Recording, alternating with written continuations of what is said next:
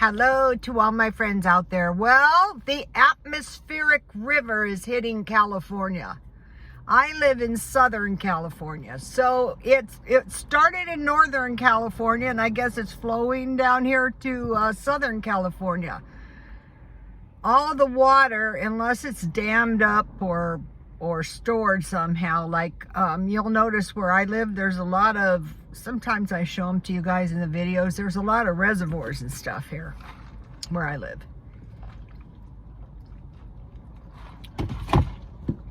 I went over to the McDonald's on 2nd that I'm trying to avoid because I have to mail a package. So, California grows a lot of our food, so we kind of need the water because we have been in a drought, a really bad drought. If you saw my videos, if you have subscribed to me, we have no rain in California this year. We had a little rain, it rained and then it stopped. So luckily this time I have my umbrella. So, okay, now on with the depression food. I think I got as far as soups. Okay, so cream chicken on biscuits. If you have made chicken and you have drippings and flour and milk, you can make gravy. I guess the idea would be to stretch your chicken on that, but that could be anything. It could be hamburger, it could be sausage gravy. I don't know what creamed means.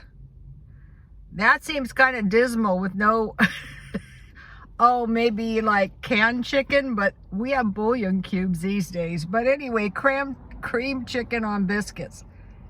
I like to heat my leftover meat in gravy and then put it on bread. Kind of the same thing with mashed potatoes.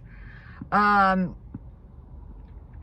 was pretty good on the diet for 2 days, so I'm calling it off today. Potatoes, onions, and hot dogs. Like a scramble. That sounds pretty good. Potatoes, onions, and eggs. Chorizo, potatoes, and onions. Chorizo is really good. That makes a good, that's cheap too. That makes a good burrito. Okay, Cowboy Dinner. A Cowboy Dinner was beef, corn, beans, topped with cornbread and cheese. Kind of like an enchilada pie, I guess. So basically, like when everybody was broke during a depression, they were eating like meal stretchers. Like they would add potatoes to the meals, I guess. That could be kind of good. Potatoes, corn, and beans topped with cornbread. I think some tomato sauce would help, or some gravy or something. Topped with cheese, cornbread and cheese.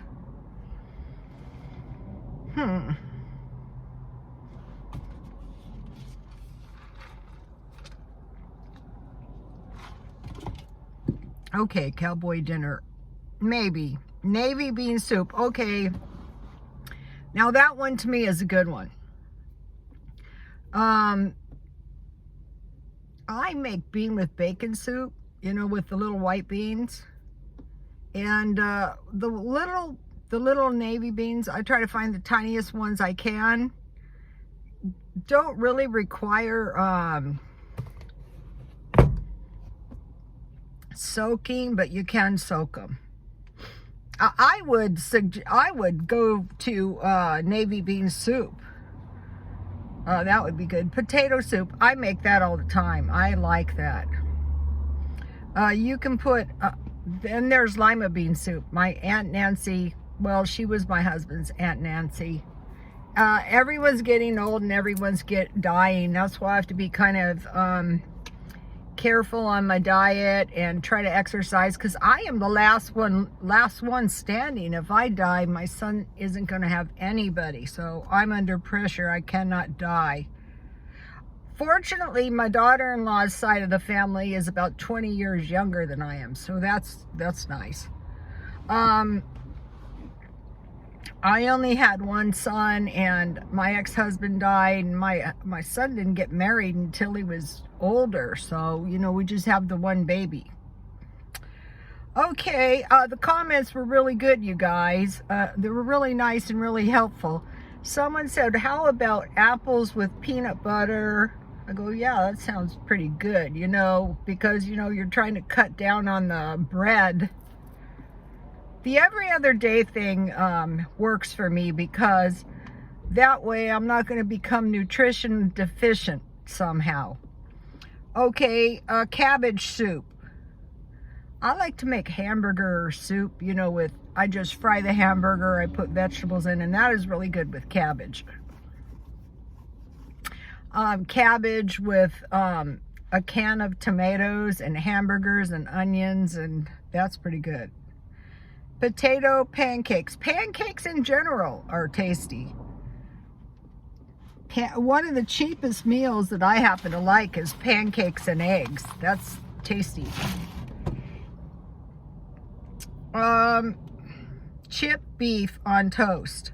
That's kind of like this cream chicken on biscuits. Biscuits are good. You know, or homemade bread. Any kind of like homemade. Some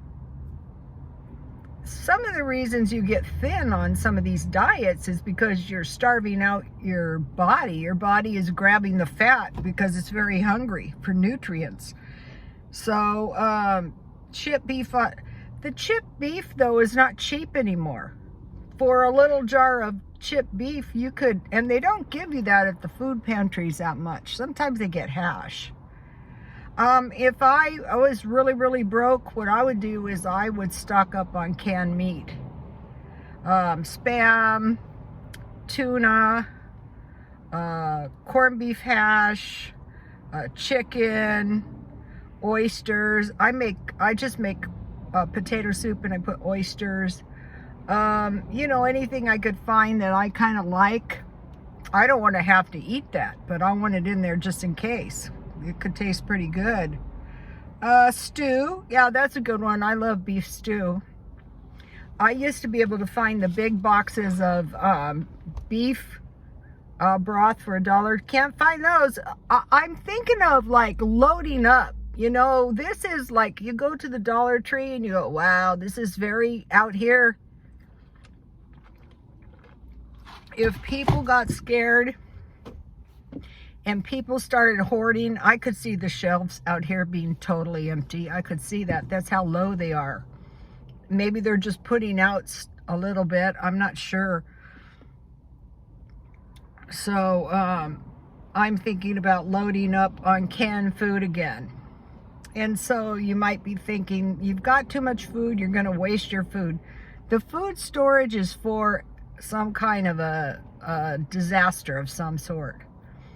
I am very glad that I moved, because when this atmospheric river hits, I live on a hill now, so. Okay, rice pudding. Okay, I gave you guys a good rice pudding recipe now. Rice is really a good thing. If you have potatoes, rice, and bread, and then you can scrape up a little meat and some vegetables. I'm going to clean my freezer out. I said to dread messing with that thing, but I'm really grateful. My daughter-in-law bought it for me. That was sweet of her. She's a very sweet daughter. Bread pudding, I gave you that one. So, okay, so that's enough on the depression food for now. And I've got to like drive down, and this is like the worst city to get trapped in during an atmospheric river. We've had bad rain here before, you guys, really, really bad. The kind like your distributor just stops the car in traffic. One time, I'll give you one of my nightmare stories. I work down in Bonita, which a lot of people think it's nice. It's okay. Okay, so I was I worked everywhere. I'm like your ex-wife. I know everything. I know where it has the horse flies. I know where it has the high crime rate. I know everything. Anyway, I was going down here on the Freeway 8 to the 805 South, and water pooled at the bottom of the on-ramp because the on-ramp went up. And I had been in one of these storms where your distributor just stops. And I drove through this big puddle and the water flew up on my windshield and I couldn't see. I mean, you're on the freeway. I'm going, oh my gosh, I'm going to be killed. And so I couldn't see anything. So I just kept going. I thought my car was going to die and I drove out of it. That was one of the worst things that has ever happened to me on the freeway. At the time, I think back on it now, I think I had some kind of heavy-duty Buick. I used to love Buicks. I used to think Buicks, well, it is actually true. If I was in this car, I might be dead now. I might not be here. But I used to say the Buicks were the best luxury for the money. When I sold that Buick, for a long time I didn't drive. I had a nervous breakdown, but I always had these cars at my ex-husband. And then every once in a while he would sell my cars, you know? So this Buick was sold, and my son goes, Mom, there goes your Buick. And I go, where? He goes, there. He goes, the guy that's the guy. He painted it black. And, you know, I'm very easy on my cars. Like this car, I have a few dings, but basically I'm like the little old lady from Pasadena. So some guy bought my Buick cheap. One time I had this Thunderbird, you know, it was my father-in-law's. You know, when the big Thunderbirds were supposed to be like giant, like sports cars, but they were just like these stupid cars. I didn't actually have that car. No, my husband had it. Well, I don't know who had it. Well, because we always had stuff. Anyway, so I did a report on it at school. And so my teacher said, well, you know, I get really mad because my neighbor's got all these junky cars parked in the front yard. And she goes, are they valuable? I go, oh, yeah, those are very valuable. So my son goes, yeah, I said something about the Thunderbird. No, it wasn't a Thunderbird.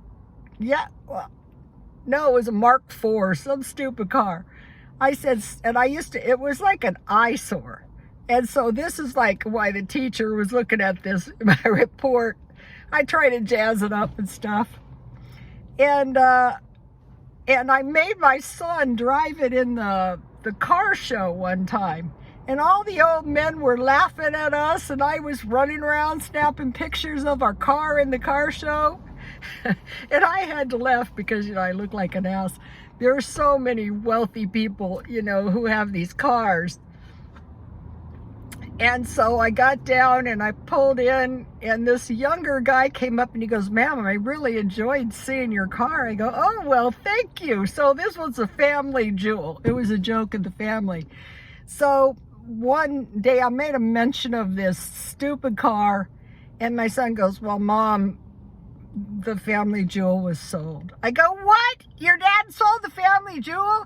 He goes, yeah, Mom, Dad sold the family jewel. I go, how much? He goes, 500 bucks. I go, 500 bucks? He goes, yeah. I go, well, what did you do with the money? He goes, well, we went out to the Red Lobster and there really wasn't that much money. I will show you my report if I can find it in that hellacious mess in that one room. You know, every once in a while I'll find something and I'll go, see, this is why it's a good thing you didn't throw it out. Okay, you guys, I will see you tomorrow. Thank you for the lovable comments. On YouTube, all the comments count the same. And if someone listens to this video, I am grateful. Please like, comment, and subscribe. And God bless you all.